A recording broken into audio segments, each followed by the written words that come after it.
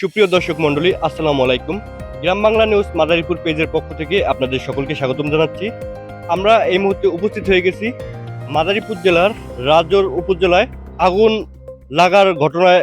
আমরা আসছি ঘটনাস্থলে এবং আমরা এখানের প্রতিক্রিয়া সম্পর্কে আমরা দেখে আপনাদেরকে জানাবো।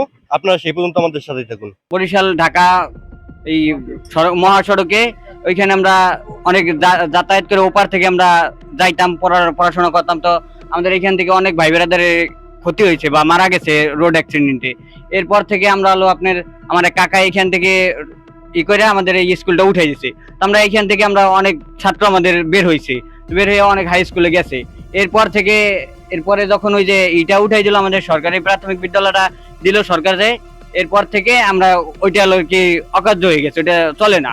এরপরে কালকে রাত্রে মনে করেন 3টার দিকে আগুনটা লাগছে। আমরা 3:30টার দিকে একটু নিয়ন্ত্রণে নিয়ন্ত্রণে আইনে এরপর আমরা একটু বাড়িতে আইছি। কিন্তু কারা লাগাইছে অজ্ঞাতনামা, এটা আমরা বলতে পারবো না। এখন কারা যে এই জিনিসটা করছে, হয়তো আমাদের কেউ শত্রু দিলি করে কেউ হয়তো লাগাই দিতে পারে, বা কেউ অজ্ঞাতনামা, আমরা বলতে পারবো না এখন সঠিকভাবে। এটার আমরা তদন্ত সাপেক্ষে আমরা একটা সুস্থ বিচার চাই। রাত 3টার সময় আমি বেরোছি এই পোশাক করানোর জন্য। এখন তো ওখানে আলো আলো কিছু ওখানে আমি কি সবাই ডাকছি, এখন আলো কি আগুনি একটু সবাই বাড়িতে সবাই গ্রামে সবাই ডাকছি তো আও, সবাই গেছে আগুন। আগুন কারা আছে আমি দেখি নেই, কিন্তু পরে আমরা আগুন নিয়ন্ত্রণ আছে রাখি। আমাদের দূরে সন্তান, দূরে ছেলে, ওই দুইজন ছেলেকে আমরা স্কুলে পড়াইছি, অনেক উপকার হয়েছে আমাদের। এই পোলারা এখন বাহিরে কাজ করতে আসছে অমুকখানে এই টেকের হাট।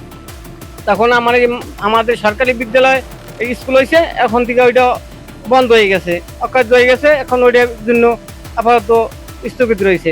এটার আমি কঠোর বিচার চাই ভাই। আসসালামু আলাইকুম, আমি মোহাম্মদ ফরাজ শেখ। আমার বয়স 35। আমি আমার স্থায়ী নিবাস মাচারং। আমি চাকরি সূত্রে বর্তমানে সিলেটে অবস্থান করতেছি।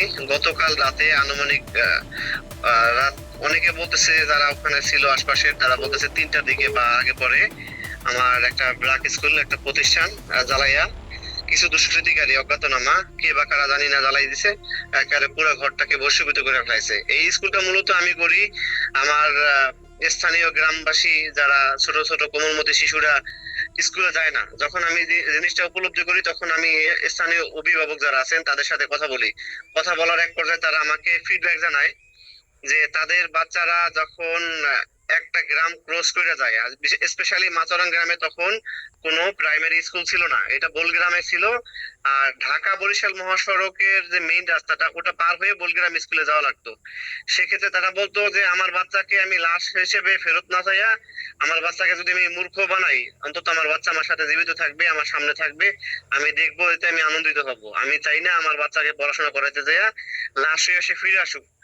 তো তাদের এরকম অভিব্যক্তি এবং খারাপ একটা অনুভূতির কারণে আমি স্বেচ্ছায় স্বপ্রণোদিত হইয়া আমার নিজের পৈতৃক ভিটাতে আমার নিজের টাকা দিয়ে আমি একটা ব্রাক স্কুল প্রতিষ্ঠা করি। ব্রাক স্কুল প্রতিষ্ঠা করাকালীন পরে ওখানে আমাদের গ্রামের আশপাশের গ্রামের কোমলমতি শিশুরা ওখানে পড়াশোনা করে এবং আজকে তারা অনেক স্টাবলিশড, অনেকে বিবাহ শাদী করে অনেক মেয়ের বাচ্চা টাচ্চা হয়ে গেছে, সাংসারিক জীবনে পদার্পণ করছে।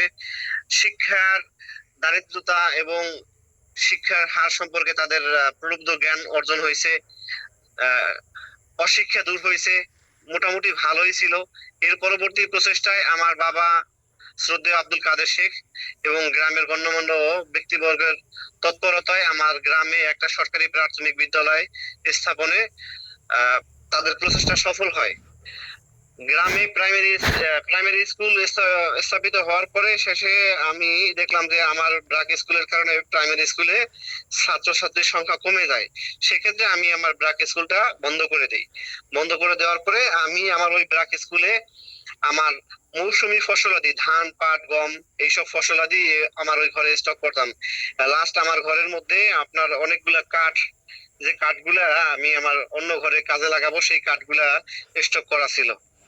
তো কিছু দুষ্কৃতিকারী সেই ঘরটাকে জ্বালাই দিছে। আমি জানি না কি উদ্দেশ্যে, কেন তারা এই ঘরটা জ্বালাই দিছে, তবে যেই জ্বালাইছে সে খুব খারাপ কাজ করছে। আমি দোষীদের দৃষ্টান্তমূলক শাস্তি চাই, এবং যে এই দোষের সাথে জড়িত, যে আমার এই ক্ষতিটা করছে, আমি প্রশাসনের দৃষ্টি আকর্ষণ করছি তারা যেন অনতিবিলম্বে দ্রুত এই অপরাধীদেরকে খুঁজে বের করে এবং দৃষ্টান্তমূলক শাস্তি স্থাপন করে, যেন পরবর্তীতে অন্য কারো এরকম ক্ষতির সম্মুখীন হতে না হয়। জিবিএন টিভি, মাদারীপুর।